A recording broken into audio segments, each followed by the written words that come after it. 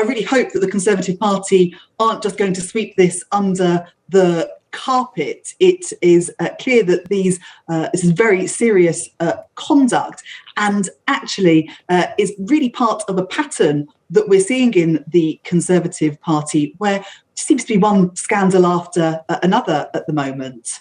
It's 23 minutes to 9 now. Boris Johnson's government has been hit by a fresh scandal after the Deputy Chief Whip resigned, having allegedly groped two men on a drunken night out. We're joined now by Labour's Ellie Reeves, the Shadow Justice Minister. Good morning. Morning. Your reaction, first of all, to that news this morning that the Deputy Chief Whip of the Conservative Party, Chris Pincher, has been embroiled in this and has stepped down. Well, it's shocking, and he's stepped down from his role as Deputy Chief Whip.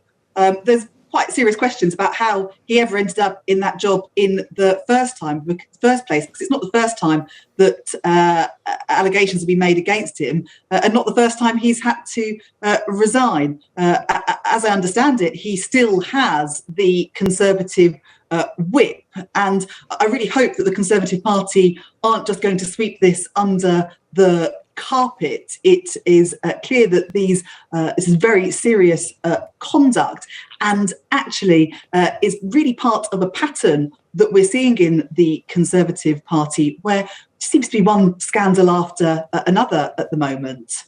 Well, you say that in the Conservative Party, but let's be honest here. This and the next scandal to come along could quite feasibly be a Labour MP. Labour has this in its past. This is a cross-party problem at Westminster. But if you look what has been going on, last week we had two parliamentary by-elections. One, because a Conservative Member of Parliament was convicted of child sex abuse, and another because a Conservative MP was watching pornography in the House of Commons chamber. Another Conservative MP, the Member of Parliament for Somerset and Frome, is currently being investigated for sex and drugs allegations. It's a government mired in sleaze and scandal, and the country is facing some real massive challenges at the moment, like the cost of living crisis that my constituents and people across the country are so concerned about. And yet we've got a Conservative Party that seems to be spending more time having to deal with these really serious allegations rather than getting on and governing, which is what they really ought to be doing. But there have been previous scandals, haven't there, within the Labour Party? Keith Vaz for use of drugs and prostitutes. You had Kelvin Hopkins MP who was accused of sexual harassment towards a Labour Party activist in 2017. Ivan Lewis was accused of harassing a 19-year-old. This is cross-party. You're not for a moment suggesting that Labour wouldn't potentially in the future have an issue like this?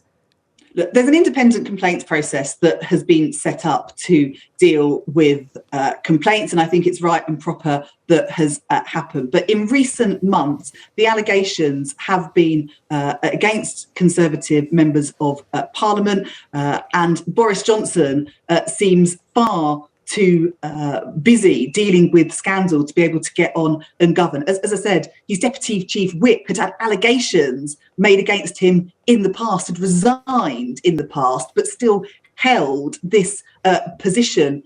Why? Because he was a friend of Boris Johnson's and would do his bidding for him. And that just isn't good enough. And the fact that he still retains the Conservative Whip, I think, says a lot about where the Conservative Party is at the moment. Well, let's talk about Labour and Labour's direction at the moment. Tony Blair says Labour needs a clearer sense of direction if it's going to win the next general election. Would you accept that? Well, I think what's important is that Tony Blair has also said that he thinks Keir Starmer's doing a really good job. And actually, I think Labour has got a clear sense of purpose and direction. You look at some of the policies we've been coming out with, a windfall tax on energy companies, for example. Well, that's a policy that the government has finally now adopted. We've got policies to grow our economy, to insulate homes, to make them more energy efficient, saving people £400 from their energy bills, not as a one-off gimmick, but going into the future as well. I do a lot of Labour's work on ending violence on women and girls, and last year we set out a green paper saying the measures that we would take to end the epidemic of violence against women and girls in this country. So I don't think it's right to say that we don't have policies and ideas, and obviously we'll be setting out more and more policies as we get closer to a general election. But Tony Blair has pointed out, as a number of commentators have pointed out in recent weeks, that there's still confusion amongst voters about what Labour actually stands for. And that's problematic for you. If voters don't know what you stand for, how can you convince them to vote for you?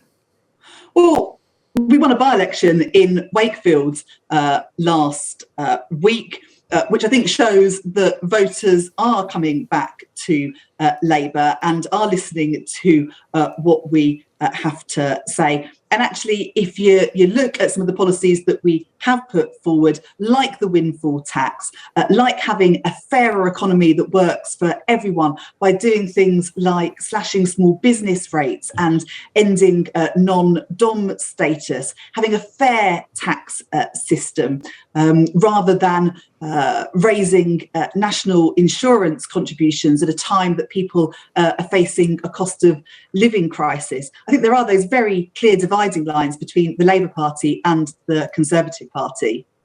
Let's talk about Mike Amesbury, the shadow local government minister who's resigned after standing on a picket line with striking rail workers last week. How embarrassing, how damaging is that for Labour? Well, I think what's more damaging is that this is a government that has done absolutely. Well, let's not talk about the government for a moment. Let's get around the negotiating but let's talk about the issue happening in the first place. But let's talk about the issue, if we may, rather than the government. Specifically, Mike Amesbury has resigned after he stood on a picket line with striking rail workers. How embarrassing is that for Labour? Well, that's an issue for Mike, and you know, I think that Labour has been really clear that we would have done things very, very differently. And if you look what happened in Wales, where there is a Labour government, there hasn't been a rail strike because the Labour government got round the negotiating table, spoke to the unions, spoke to the rail companies and managed to avoid strike action. And that shows what can happen if you have a government that is willing to do that. Instead, this government has done nothing at all. So we saw the disruption last week in the rail strike, and it's strikes that Labour didn't want to see, but were strikes of the government's making. And it is right that those that work on the railways are fairly remunerated for that work, and it is right that the government gets around the negotiation table and reaches a deal so that we're not in that situation.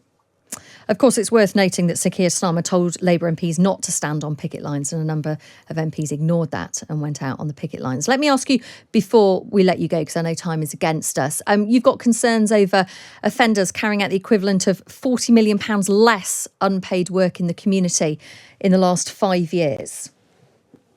Yeah, that's right. We've seen over the last 5 years community payback levels fall massively to the value of £40 million, fewer and fewer hours being completed by offenders carrying out community service, community payback. And community payback is incredibly important, both for rehabilitating offenders, but also giving something back to the communities that have been damaged by crime and antisocial behaviour. But what we're seeing is fewer and fewer hours of community service being carried out and sentences losing confidence in community service. We're also seeing community payback being completed from home. And you might think that was just something that happened because of lockdown, but the number of community service hours being completed from home has increased threefold since the end of lockdown. So if offenders are